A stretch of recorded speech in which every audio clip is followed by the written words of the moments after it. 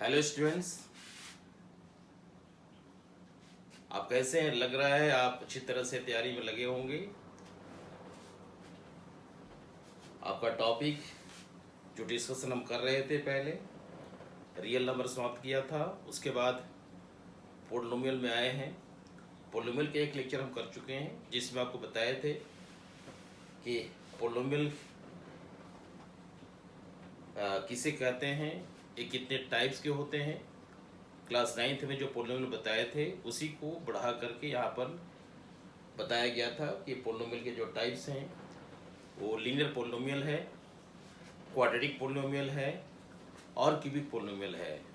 तो डिस्कशन हम लोग कर चुके हैं। आज के लेक्चर में देखेंगे कि जीरोस ऑफ पोलिनोमियल कैसे हम डिटरमाइन करते हैं, कैसे निकालते हैं, उसके बाद इसकी ज्योमेट्रिक मीनिंग क्या है। तो पहले देखा जाए जीरोस ऑफ ए पोलिनोमियल, इसको हम किस तरह से डिटरमाइन करते हैं। तो जीरोस ऑफ पोलिनोमियल के बारे में देख लीजिए कि let alpha is a real number,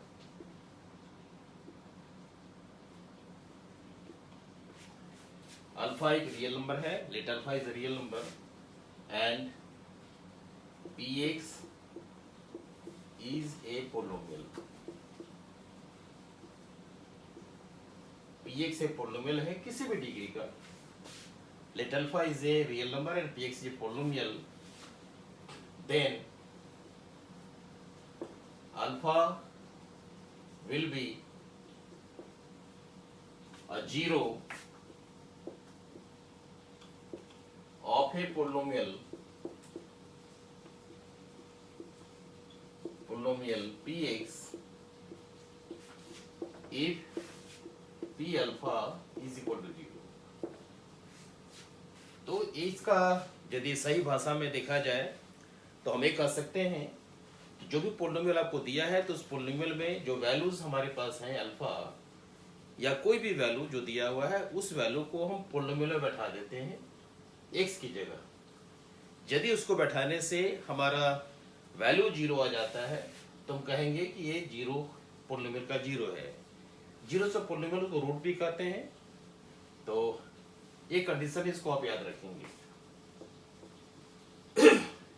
दूसरा चीज बताया कि zeros of a polynomial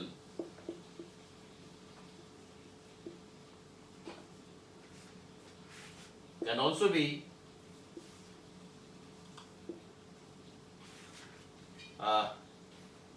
known as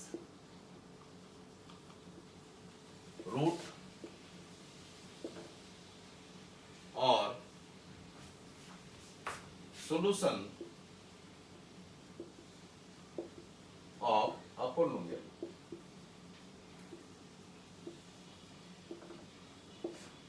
इस तरह से आपको एक जानकारी के लिए दे दी। दूसरा पॉइंट कि पोलिनोमियल का जीरो जो है इसको हम can also be known as root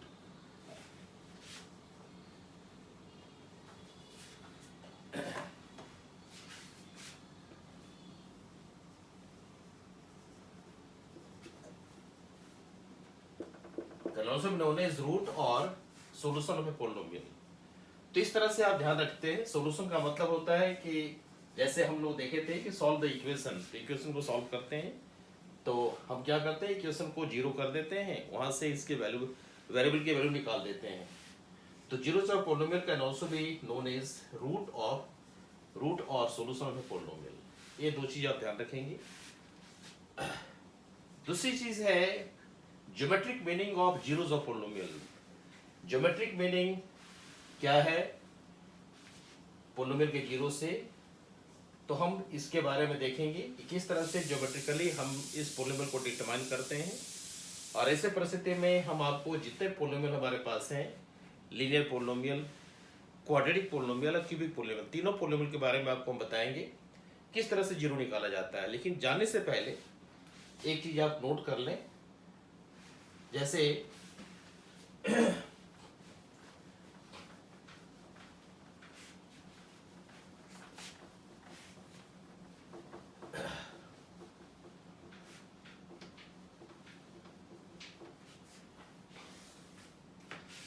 हम थोड़ा सा इसमें डिस्कस करेंगे इसके एल्गोरिथम है zeros of polynomial geometric meaning में किस तरह से डिटरमाइन करते हैं। तो पहले एल्गोरिथम डिस्कस कर लेते हैं, उसके बाद में स्केच करके अलग अलग इक्वेशन लेंगे और इक्वेशन लेकर के आपको समझाएंगे कि कैसे हम उसका जीरो को ग्राफ में दिखाएंगे, क्योंकि geometric meaning of zero of the polynomial graph से डिस्कस होगा। तो हम लोग ग्राफ देखेंगे लीनियर इक्वेशन का, क्वाड्रेटिक इक्वेशन का और क्यूबिक का, यानी linear expression, quadratic expression and cubic expression, इसको आप ध्यान रखेंगे। तो आप देखिए यहाँ से, जैसे आप देखिए जीरो ज्योमेट्रिक मीनिंग, तो पहला इसका जो स्टेप है हम क्या करते हैं, देखिए एल्गोरिथम। पहला स्टेप है, जब आप ज्योमेट्री में जाएंगे तो हमारे पास एक्सिस ड्रॉ करने होते हैं, एक्स एक्सिस वाई एक्सिस, क्योंकि 2 डायमेंशनल ज्योमेट्री क्वाड्रेटिक ज्योमेट्री है जिसको आप क्लास 9th में पढ़ चुके हैं, तो उस हिसाब से करेंगे। पहला स्टेप है determination of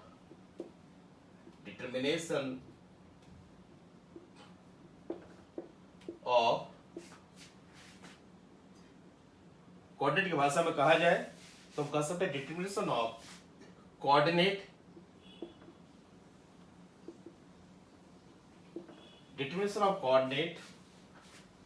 of a point from the given expression। जैसे मान लीजिए कि let px is a polynomial, px एक पोलिनोमियल है, तो आप क्या करेंगे, यहां पर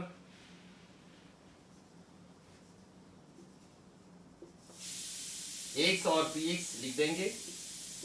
x क्या है, आपके डिफरेंट पॉइंट्स हैं, x डिफरेंट पॉइंट्स हैं जो आपके इंडिपेंडेंट पॉइंट्स हैं, जिसमें हम दिखा देते हैं x1 x2 x3 so on so fourth xn।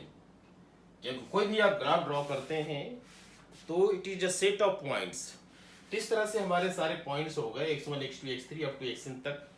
अब अकॉर्डिंगली आप px को डिटरमाइन करेंगे। तो px को डिटरमाइन करने के लिए जब x की जगह x1 बैठाएंगे तो आपका क्या आएगा, px1 आएगा, x2 बैठाएंगे तो px2 आएगा, px3 आएगा। जस्ट हम जनरल डिस्कशन कर रहे हैं, आपको प्रैक्टिकल डिस्कशन में हम सब बता देंगे pxn।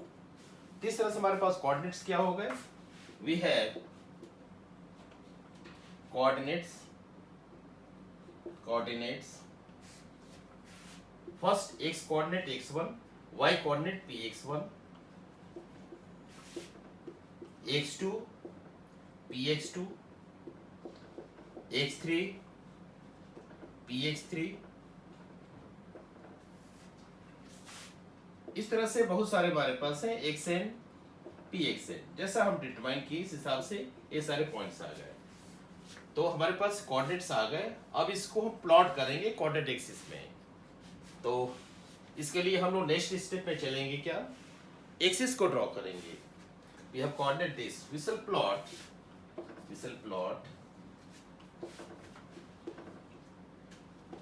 In the rectangular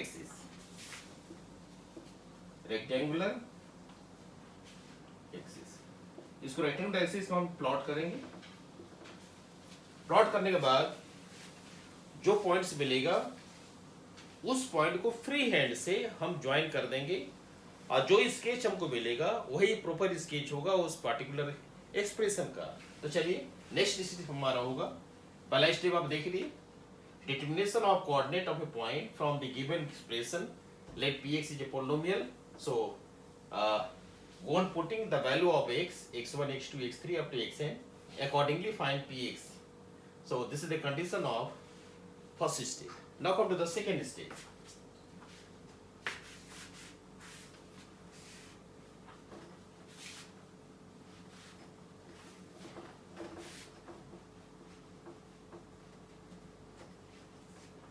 second step में हम क्या करते हैं,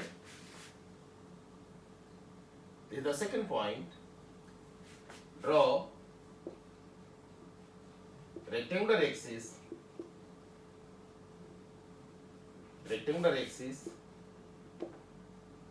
x एंड y एक्सिस को आप ड्रॉ करेंगे। कैसे ड्रॉ करेंगे?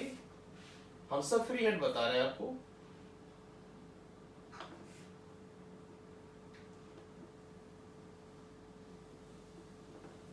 ये आपका एक्स एक्सिस है, x dash, y and y dash. इस तरह से आपके पॉइंट्स हो गए, और ये जहां मिल रहा है दोनों एक्स एक्सिस वाई एक्सिस, उसको आप ओरिजिन कहते हैं। इस तरह रेक्टेंगुलर एक्सिस को ड्रॉ कर लिया। अब इस तरह क्वाड्रेंट्स हो गए, first quadrant, second quadrant, third quadrant and fourth quadrant. उसके बाद एक्स एक्सिस क्या है? X is the set of points having y coordinate 0। क्या बताया? एक्स एक्सिस क्या है? सेट ऑफ रियल नंबर है जिसमें वाई कोऑर्डिनेट 0 होता है। वाई कोऑर्डिनेट का मतलब हमारा है कि वाई वैल्यू, वाई एक्सिस के अलॉन्ग जो पॉइंट्स होता है उसको वाई वैल्यूज कहते हैं। क्योंकि आप क्लास 9th में पढ़ चुके हैं कि कोई भी मेजरमेंट एक्स एक्सिस के अलॉन्ग हो तो उसको एब्सिसा कहते हैं। एक बार हम उसको रिकॉल करवा देते हैं, 9th को एब्सिसा कहते हैं, और इधर वाले को ऑर्डिनेट कहते हैं। तो एब्सिसा और ऑर्डिनेट का जो कॉम्बिनेशन होता है इसी को कहते हैं कोऑर्डिनेट।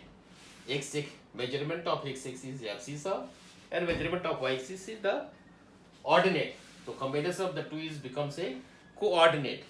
तो इस तरह से हम लोग एक्स एक्सिस के पॉइंट्स को 0 के राइट साइड में पॉजिटिव पॉइंट्स होते हैं और 0 के लेफ्ट साइड में नेगेटिव पॉइंट्स होते हैं। वाई एक्सिस तरफ उसी तरह से वाई के अप साइड में सारे पॉजिटिव पॉइंट्स होंगे। जिस तरह से हम स्केल को दिखा रहे हैं उस तरह से आप स्केल को आप दिखाएंगे।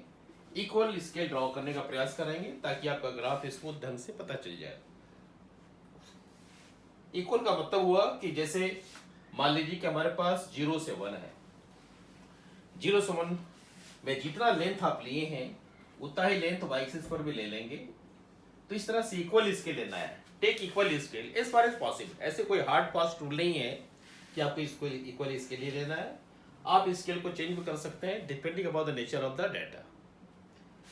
अब चलिए, तो आपका वर्ड रेक्टेंगुलर एक्सिस आपने ड्रॉ किया। अब आप जैसे पॉइंट निकाले हैं, जैसे हम एक लेते हैं x1 और px1। तो x1 क्या है? ये हमारा पॉइंट x एक्सिस का है। मान लीजिए कि हमारा पॉइंट x1 ये है, यही हमारा x1 है। मान लीजिए दिस इज x1। तो अकॉर्डिंगली आपका px1 कहीं होगा। px1 मान लीजिए हमारा यहाँ आ रहा है।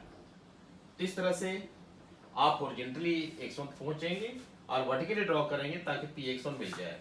यानी हमारा जो कोऑर्डिनेट ए पॉइंट मिला, this is x1 and px1। एक क्लास 9 का डिस्कशन है जिसको बखूबी आप जानते हैं। अकॉर्डिंगली आप उसको प्लॉट कर लेंगे, सारे पॉइंट्स को प्लॉट करेंगे और जितने पॉइंट्स आपके मिलते हैं सारे पॉइंट्स को आप स्ट्रेट लाइन से, फ्री हैंड से, स्ट्रेट लाइन कहना ठीक नहीं है, ये डिपेंड करता है नेचर ऑफ पॉइंट्स। तो आप फ्री हैंड से सारे पॉइंट्स को ज्वाइन कर लेंगे। तो इस तरह से एक एग्जांपल हो गया कि जैसे हम एक पॉइंट ड्रॉ किए, ऐसे आपके पास मान लीजिए 10 पॉइंट है तो 10 पॉइंट को प्लॉट कर दीजिए और सारे पॉइंट्स को आप फ्री हैंड से ज्वाइन कर लीजिए। तो इस तरह से आपका जो सेकंड पॉइंट हुआ, draw rectangular axis and determination of the coordinates and joining the points. तो जो पॉइंट्स ड्रॉ करेंगे तो आपका अलग अलग नेचर बनेगा। उसी नेचर के बारे में थोड़ा बताते हैं। Just to study the nature of the graph of line as per our discussion, जितना हमारे एरिया ऑफ डिस्कशन है उस पर हम बात कर रहे हैं। तो ये हमारा मोस्टली 2 ही वर्क है। तीसरा जो स्टेप हमारा है कंक्लूजन स्टेप, वहां हम आते हैं।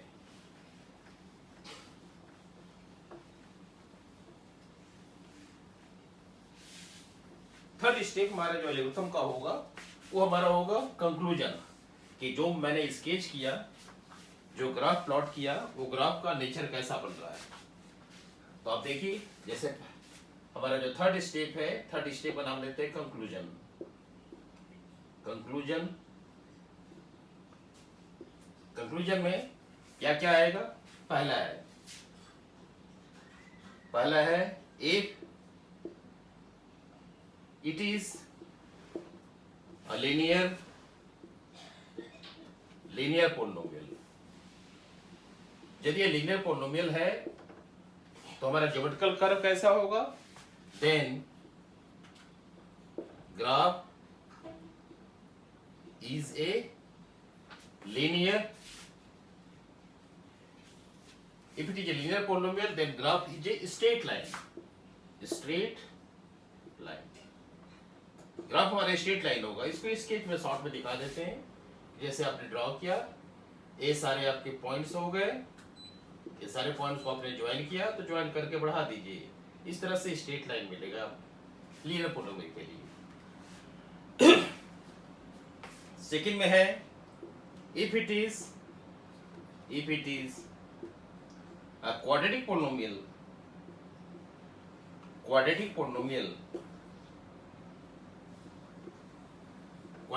हमारा क्या है?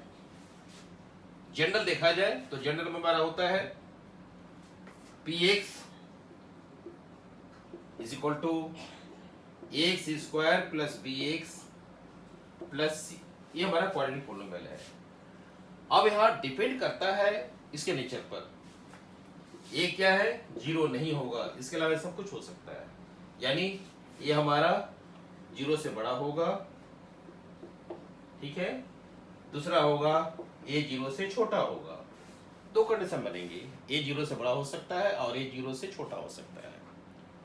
तो ऐसे परिस्थिति में हम लोग फिर और देखेंगे, आगे चलेंगे कि क्वाड्रेटिक पोलिनोमियल का ग्राफ किस तरह से मूव करता है। जैसे कि हर एक्सप्रेशन का अपना एक पर्टिकुलर वैल्यू होता है जिसको जीरो कहते हैं, तो इसके भी वैल्यू होंगे, इसके दो वैल्यूज होंगे, इसलिए इसका नाम क्वाड्रेटिक है। जैसा आप जानते हैं कि लीनियर पोलिनोमियल में x का पावर 1 होता है तो इसकी एक वैल्यू होगा, क्वाड्रेटिक पोलिनोमियल में x का पावर 2 है तो इसके दो वैल्यूज होंगे।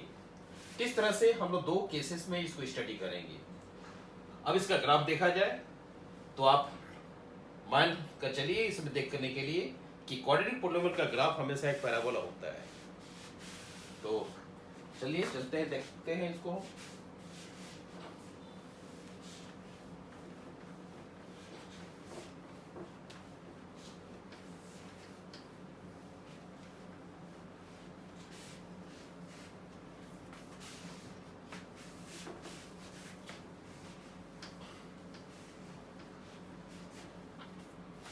क्या लिख देते हैं? Graph of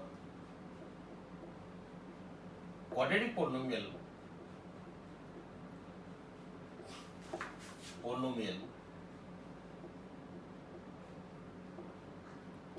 is a parabola. Quadratic polynomial का ग्राफ हमेशा एक पैराबोला होता है। अब पैराबोला कैसा होता है इस पर विचार करते हैं। हमारा जो एक्सप्रेशन है वो है fx equal to x square plus bx plus c, जहां कंडीशन है a जीरो के बराबर नहीं है, a ग्रेटर देन जीरो हो सकता है, a लेस देन जीरो हो सकता है। अभी उसी पर हम फ्री हैं, कुछ भी कर सकते हैं। अब हम चलिए अलग अलग फिगर कौन ड्रॉ कर रहा है। तो अलग अलग फिगर में हम फर्स्ट फिगर बनाते हैं। This is origin, x axis, x dash, y axis, y dash. इस तरह से एक्सिस को मैंने ड्रॉ कर लिया। अब आप देखेंगे अलग अलग जो पैराबोला का जो स्ट्रक्चर है उस पर विचार करते हैं।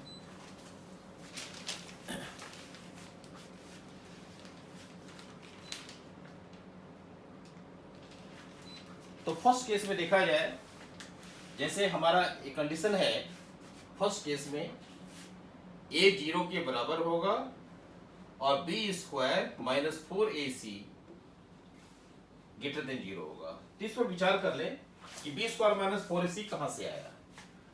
तो इसके लिए जब हम लोग क्वाड्रेटिक इक्वेशन को पढ़ेंगे तो सारा चीज मिल जाएगा। और फिलहाल आपको बता दें हम कि मान लीजिए कि x square plus b x plus c, हम रूट निकालने के प्रोसेस बता रहे हैं। रूट निकालने का प्रोसेस हम बता जरूर रहे हैं, लेकिन डायरेक्ट हम रूट निकालने जा रहे हैं।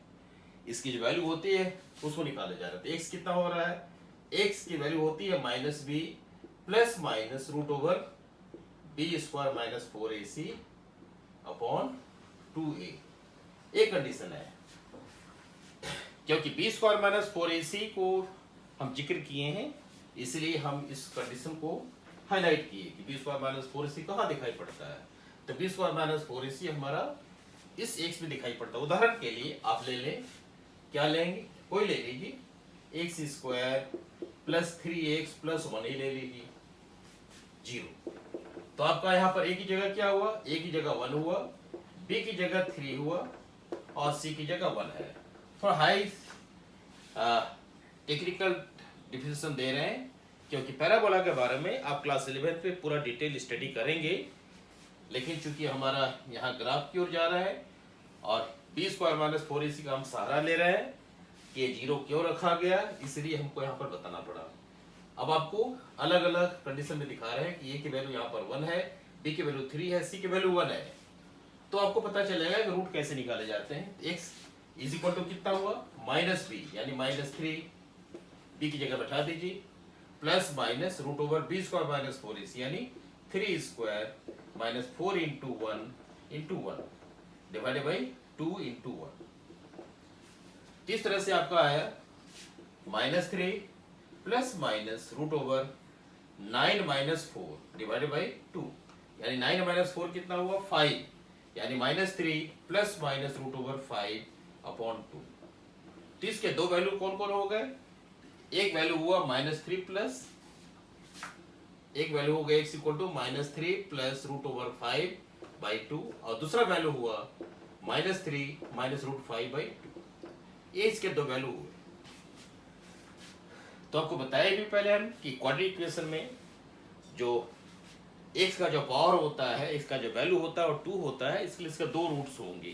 तो ये दो रूट्स हो गए, दो जीरोस हो गए इसके, क्योंकि बताया गया था कि उसको बैठाने से यदि हमारा जो 0 है एक्स की जगह यदि हम इसको बैठाएंगे तो ये ऑटोमेटिकली 0 हो जाएगा। ये हमारा है, this is the P x F x under this case. तो ये आपका रूट हुआ दोनों। तो बी स्क्वायर माइनस 4ac कितना है, रूट 5 है। यहाँ B square minus 4ac root 5 है। तो रूट 5 के बारे में आप अच्छी तरह जानते हैं कि this is only possible if the quantity under root symbol is positive, यानी ये हमारा जो क्वांटिटी है यानी बी स्क्वायर माइनस 4ac है, ये हमेशा पॉजिटिव होगा, तभी इसका रूट संभव है। इसीलिए रूट संभव है यानी ग्राफ संभव है। इसीलिए हम लोग यहाँ पर बी स्क्वायर माइनस 4ac का सहारा लिए ग्रेटर देन 0 करके। हमको लग रहा है कि आप क्लियर समझ गए होंगे कि बी स्क्वायर माइनस 4ac हम हाईलाइट क्यों की। B square minus 4ac highlight करने का ये सारे डिस्कशन है, एक बार फिर समझा दें। इसके रूट्स निकाला गया, रूट्स दिखाया गया, इस तरह से रूट होता है। डिटेल स्टडी हम आगे देखेंगे क्वाड्रेटिक इक्वेशन में। तो एक एग्जांपल भी आपको दिखाएगा, इस एग्जांपल को आप देख करके आप समझ सकते हैं कि ये क्या है, बी क्या है, सी क्या है, और इसकी वैल्यू निकाल दिया। तो ठीक है, तो आप चलिए हम लोग चलते हैं ग्राफ की।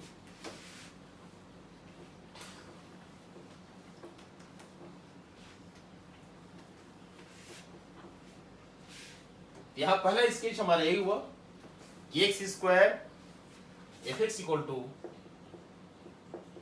X square plus b x plus c, ये हमारा फोकस है जिस पर हम स्टडी कर रहे हैं। तो इसका जो नेचर है कि ये क्या है, ए पॉजिटिव है, ए पॉजिटिव है और B square minus 4ac positive है। क्योंकि आप देखा कि ये तो बहुत जरूरी है रूट होने के लिए, इसलिए बी स्क्वायर माइनस 4ac को हाईलाइट किया जाता है। हम जो चेंज करेंगे, रिफ्लेक्ट करेंगे, वो सिर्फ यही करेंगे। यदि यहां भी करेंगे तो यहां भी हम कर सकते हैं ग्राफ में, क्योंकि हमारा बताया गया कि सोल्यूशन होता है। अब इसमें जो सोल्यूशन के पॉइंट्स क्या हैं उसका भी जिक्र कर लें कि the point on x axis, the point on x axis where graph passes or intersect the point on x-axis when the graph passes or intersect is the zero of a polynomial. ये आपको जानना बहुत जरूरी है, तभी graph के बारे में स्टडी होगा। जैसा लीनियर के बारे में भी हम देखेंगे।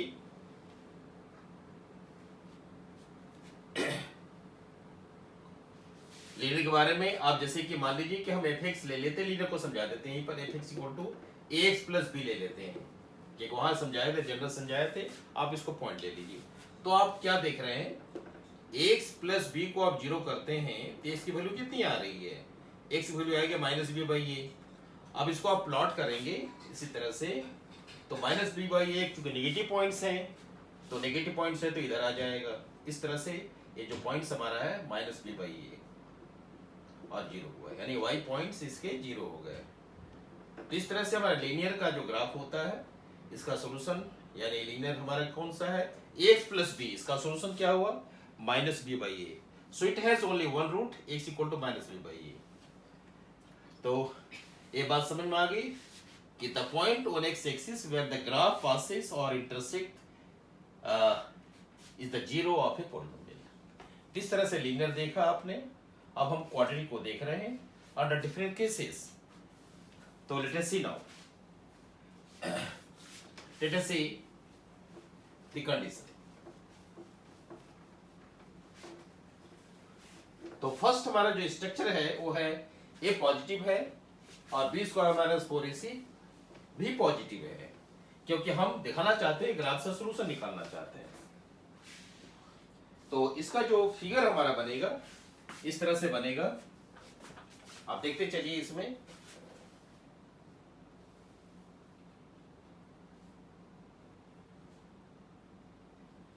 इस तरह का शेप आया, and it is the shape of this parabola। तो ये हमारा पैराबोलिक शेप हुआ जिसमें a पॉजिटिव है और b square minus 4ac greater than 0 है। अब हम देखिए यहां से एक चीज और दिखाई पड़ रहा है कि ग्राफ जो है टर्न ले रहा है किसी पॉइंट से, वो पॉइंट y एक्सिस का है, तो ऑटोमेटिकली इसका x कोऑर्डिनेट 0 होगा और y की कुछ वैल्यू होगी। तो मान लेते हैं हम यहां से कुछ ऐसा कर लेते हैं, क्योंकि fx है तो हम कोई पॉइंट ले लेते हैं। मान लीजिए x जब 0 है तो हम इसको बैठाएंगे क्या, f0 ले लेंगे। f0 लेंगे तो मान लीजिए कि आपका f0 हुआ, जो भी डिटरमाइन करता है वैल्यू वो दे दिया। यानी f0 जैसे 0 बैठाएंगे x की जगह तो कितना आएगा, 0 0 और c आएगा, यानी f0 is equal to c आएगा। तो इस तरह से y पर जो पॉइंट हमारा c होगा वो यही होगा। ये नीचे की ओर है तो ऑटोमेटिकली हमारा जो y की वैल्यू होगा वो माइनस होगा। तो इस तरह से ये जो पॉइंट देख रहे हैं आप, this point is the turning point.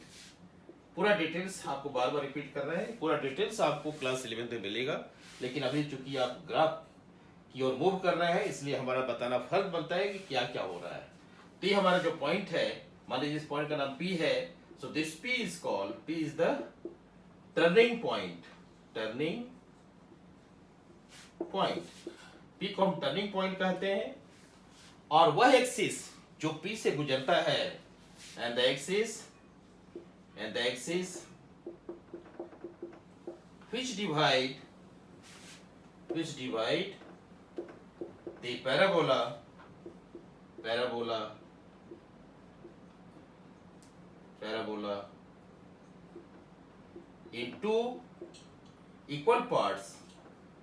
equal parts, and the axis which divide the parabola into equal parts known as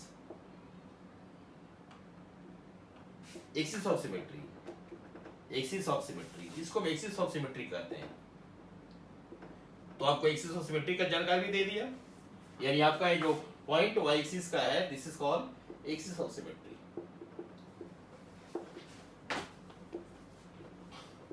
bar bar repeat कर रहे हैं, यानी एक्सिस ऑफ सिमेट्री कब कहा जाएगा, यदि इधर का एरिया और इधर का एरिया दोनों आपस में बराबर हो जाए।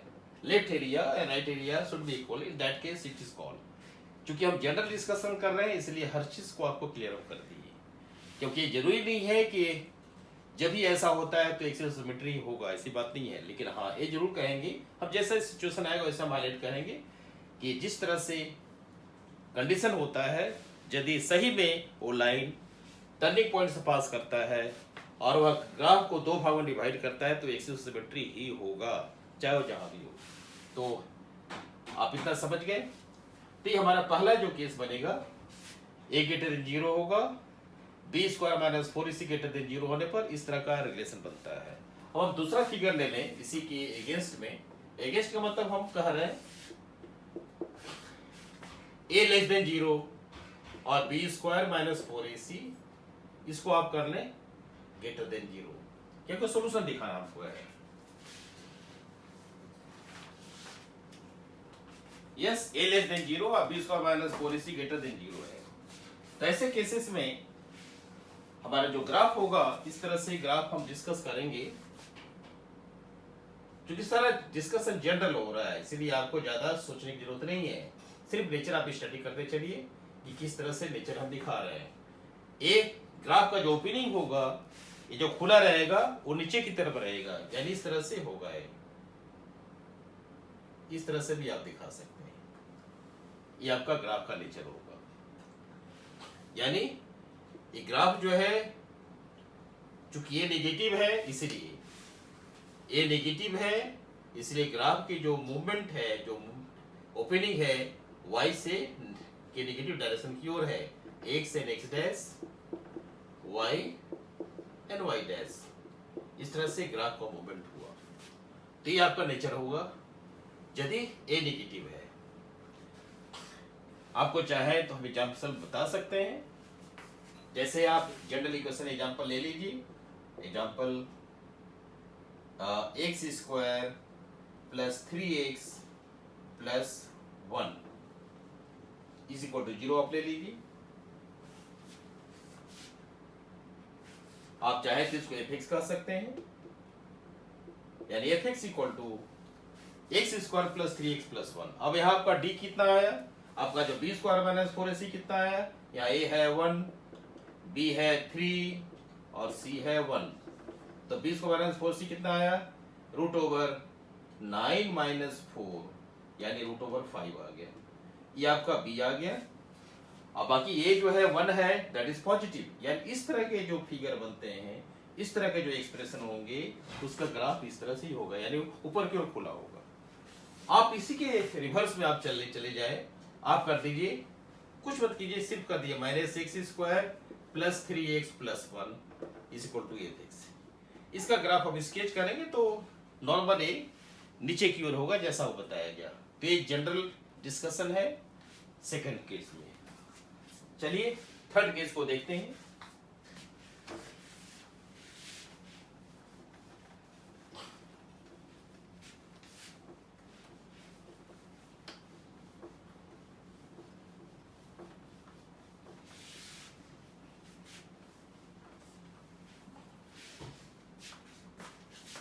थर्ड केस को देखते हैं। थर्ड केस में क्या हमारा होगा, वो होगा ए पॉजिटिव है,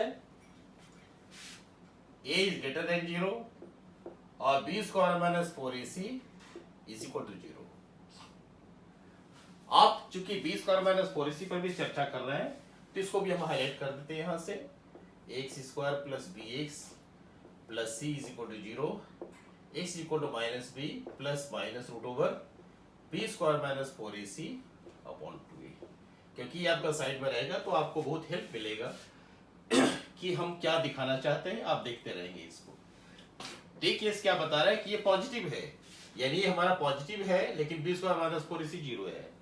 यदि b स्क्वायर माइनस 4ac 0 है तो हमारा x कितना हो जाएगा, माइनस b अपॉन 2a होगा। तो सिंपल सी बात है कि सिर्फ इसमें एक ही वैल्यू मिल रहा है। एक वैल्यू जो मिल रहा है तो इसका जो ग्राफ होगा, उस ग्राफ आप देखिए किस तरह से ग्राफ बनता है।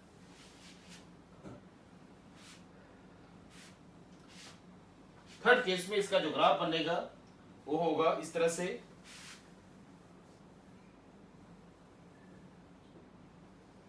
ये ओरिजिन है, x है, x डैश, वाई है और वाई डैश है। इसमें जो कंडीशन बनेंगे वो इस तरह से होगा, ग्राफ का जो नेचर होगा इस तरह से, ये ऐसे आएगा और यहां पर कट करके निकल जाएगा।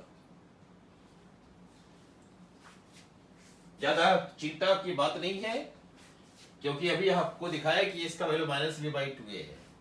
ए पॉजिटिव है, बी नेगेटिव होने पर भी चल जाएगा, अब बी पॉजिटिव होने पर भी चल जाएगा। बी पॉजिटिव होने से तो ए पर हमेशा ध्यान रखना है कि ये हमारा पॉजिटिव है, तो बी नेगेटिव भी हो सकता है।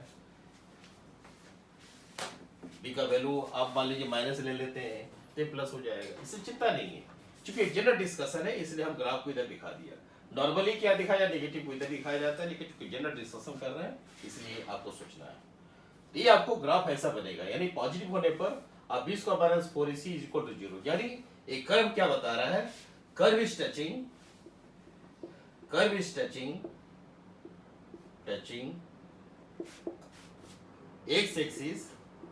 x एक्सिस एट 1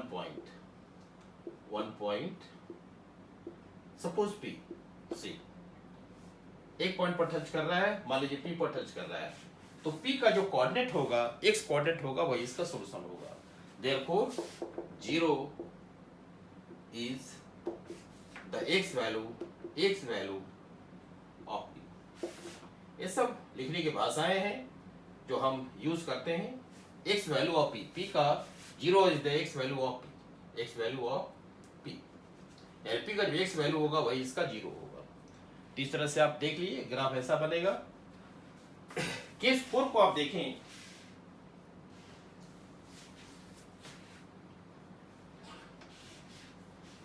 केस 4 को देखिए। केस 4 में कहा जाता है कि आपका जो नेचर है उस तरह से है, a less than 0, a negative है और b² - 4ac ये आपका 0 के बराबर है।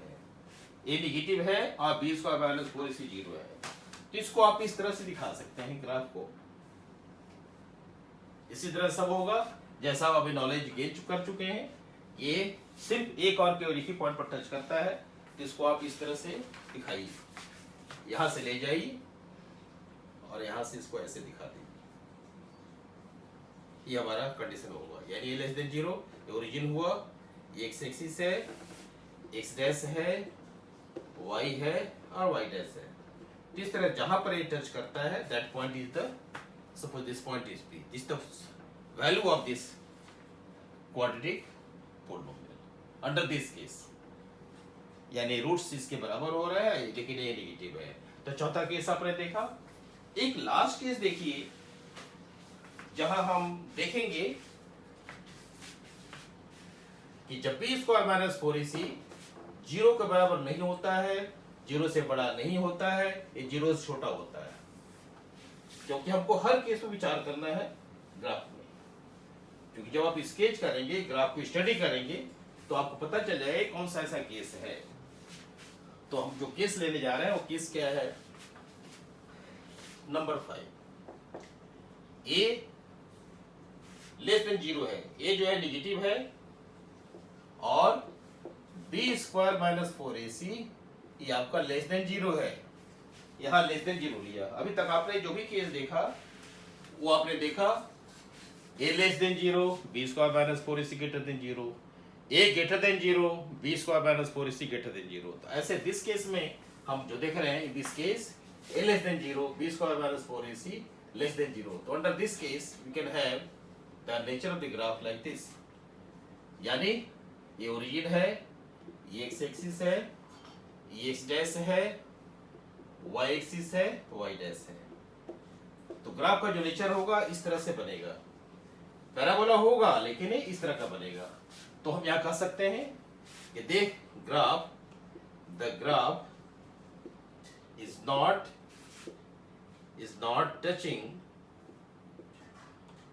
touching oblique intersecting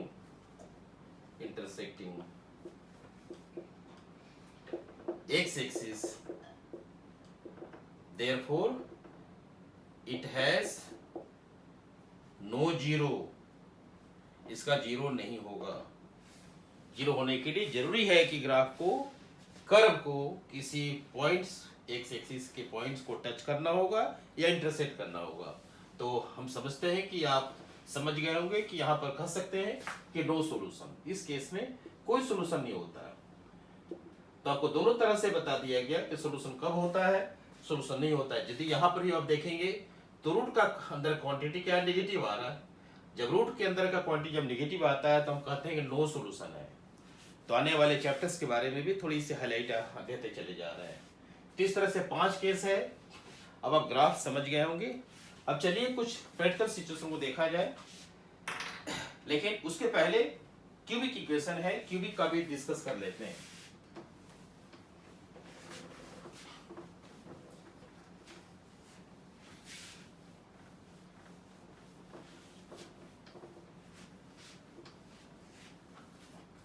cubic polynomial,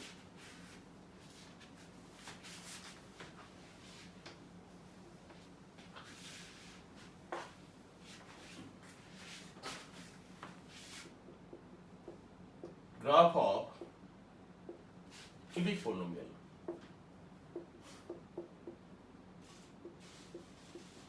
अभी हम जनरल डिस्कशन कर रहे हैं। जनरल डिस्कशन में आपका क्या होगा, जैसे आप क्यूबिक ले लीजिए x cube plus b x square plus c x plus d is equal to 0। इस तरह से क्यूबिक पोलिनोमियल ले लिया। मान लीजिए पी एक्स अभी हम 0 नहीं ले रहे, एफ एक्स ले लिया, इसके एफ एक्स मान लीजिए। तो इसके ग्राफ हम डिस्कस करनी है। तो इसका ग्राफ होगा क्या, इस तरह से होगा। एक जनरल हम बात कर रहे हैं, इस तरह से जाकर के ऐसे भी हो सकता है।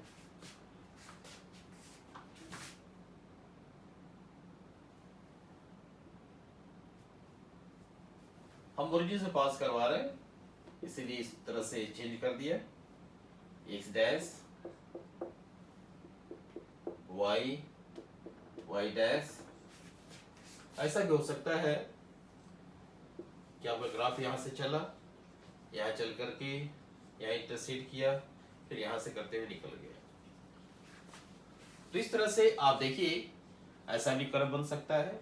ये आपका क्या हुआ, this is the cubic curve, cubic curve. अब आप जीरो सिचुएशन में आप देखिए कि एक्स की कंडीशंस क्या है, जीरोस कहां कहां मिल रहा है। तो हमारा जीरो यहां मिल रहा है, ओरिजिन से पास कर रहा है, दिस इज 1 0 हैविंग 1 0 हैविंग 1 0, ठीक है, ओरिजिन से पास कर रहा है। इस केस में कर्व कहां का टच कर रहा है, कर्व एक्स एक्सिस पर यहां टच कर रहा है, यहां टच कर रहा है, यहां टच कर रहा है, 3 पॉइंट पर टच कर रहा है। It is touching at 3 points A B and C. तो देखिए curve, curve is touching, curve is touching x axis, x axis at A, B and C. Therefore, the coordinate of x coordinate of ABC, यहां से कह देंगे, therefore x coordinate of ABC A, B, C is the 0 of cubic polynomial, cubic polynomial। तो हम लोगों ने general discussion किया कि ग्राफ जो है लीनियर का, क्वाड्रेटिक का और क्यूबिक पोलिनोमियल का किस तरह का नेचर होता है, कैसे इसके जीरो डिटरमाइन करते हैं। अब हम एक आध एग्जांपल से आपको दिखा देंगे नेक्स्ट लेक्चर में। अभी हम यही इसको समाप्त करते हैं। अगले लेसन में, अगले चैप्टर में हम समझाएंगे कि किस तरह से सही में इसको प्लॉट करते हैं और पॉइंट किस तरह से मूव करता है, ग्राफ कैसा बनता है। क्योंकि जनरल डिस्कशन से आप कंफ्यूज हो रहे होंगे कि हाँ ये तो ऐसे था वैसे था, लेकिन जब आप एक्चुअल सिचुएशन लेके चलाएंगे पता चलेगा कि हाँ सही इसका नेचर किस तरह से होता है। तो इसको आप अच्छा से प्रैक्टिस कीजिए और समझिए, क्योंकि यहाँ पर कुछ हाई फंडा भी दिया गया पैराबोला के बारे में, आप उसको जानकर रखिए, आपको 11th में ये काम आने वाली चीज़ है। Thank you.